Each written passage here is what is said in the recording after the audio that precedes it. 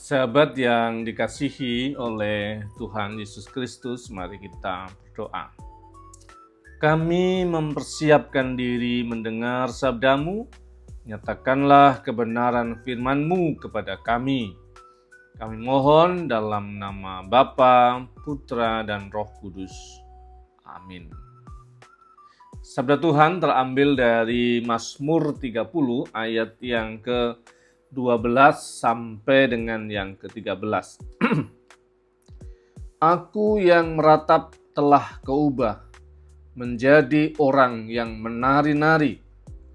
Kain kabungku telah Kau buka, pinggangku Kau ikat dengan sukacita, supaya jiwaku menyanyikan mazmur bagimu, dan jangan berdiam diri, Tuhan Allahku, untuk selama-lamanya aku mau menyanyikan syukur bagimu. Sahabat yang dikasihi oleh Tuhan Yesus Kristus, ada satu istilah di dalam cara kita menghayati Tuhan, itu namanya hieropani. Hieropani itu menghayati Tuhan dari peristiwa-peristiwa harian, hal-hal yang kita alami sehari-hari, dan dari sana kita menghayati bagaimana Tuhan itu bekerja.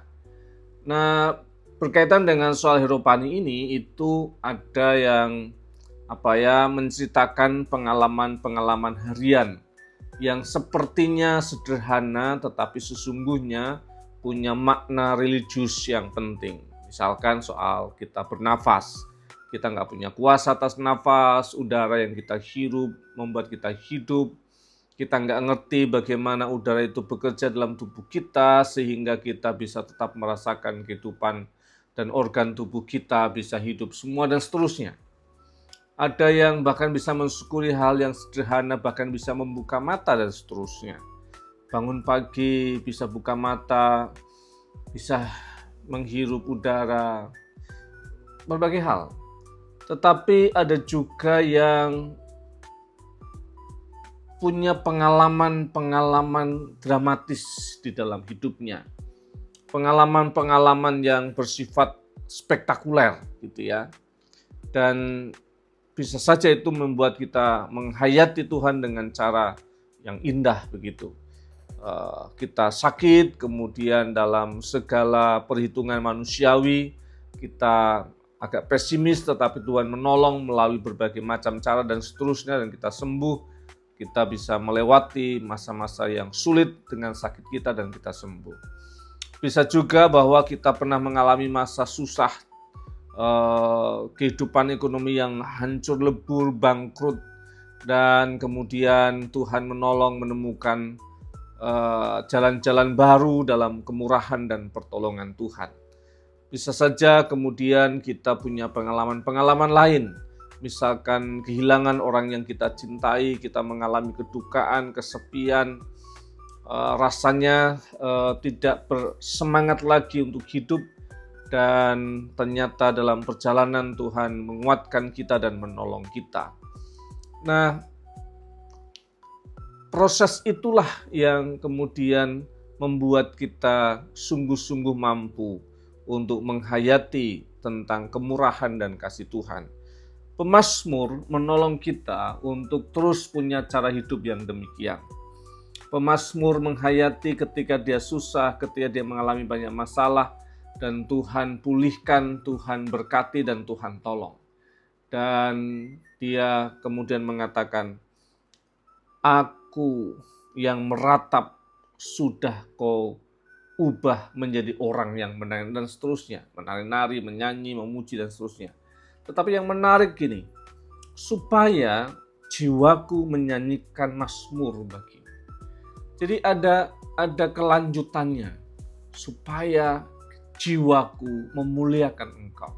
Semua peristiwa tujuannya supaya aku sadar ada Tuhan yang bersamaku, menolongku, menyertaiku, dan menuntunku, sehingga aku memuliakan Engkau. Tapi kan kadang-kadang gini, kita merasa, iya kalau kita kemudian lewat dengan masa-masa susah. Kita bisa melewati masa-masa sulit tentang ekonomi, tentang sakit, tentang relasi, tentang apapun. Kalau kita bisa jadi baik, kita bisa, oh ya, memuliakan Tuhan. Oke, tapi bagaimana kalau kemudian kita masih punya masalah, persoalan kita belum selesai, ekonomi kita belum beres, relasi kita semakin terpuruk, hancur, keluarga yang kemudian porak-poranda, bagaimana kita bisa mengatakan, aku bersyukur, aku tahu Tuhan menolongku dan menemaniku. Bagaimana kalau seperti itu?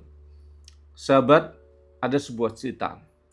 Ada seorang murid yang ingin berguru untuk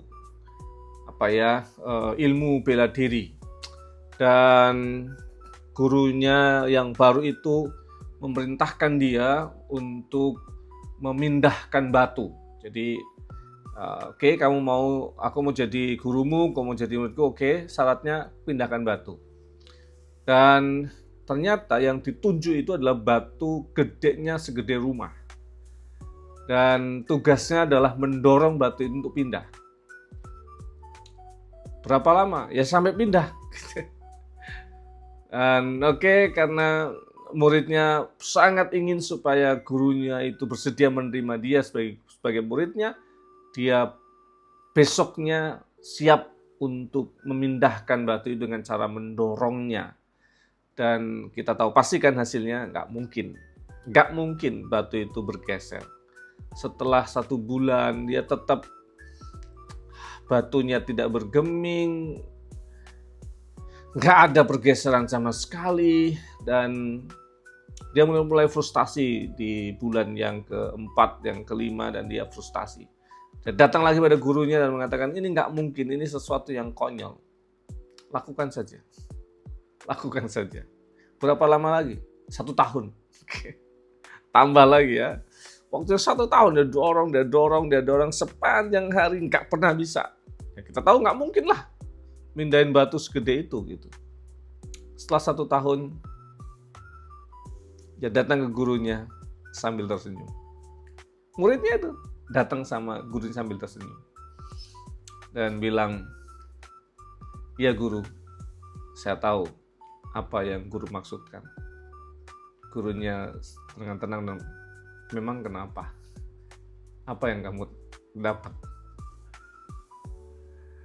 Dia bilang, saat aku memindahkan batu itu nggak mungkin aku bisa.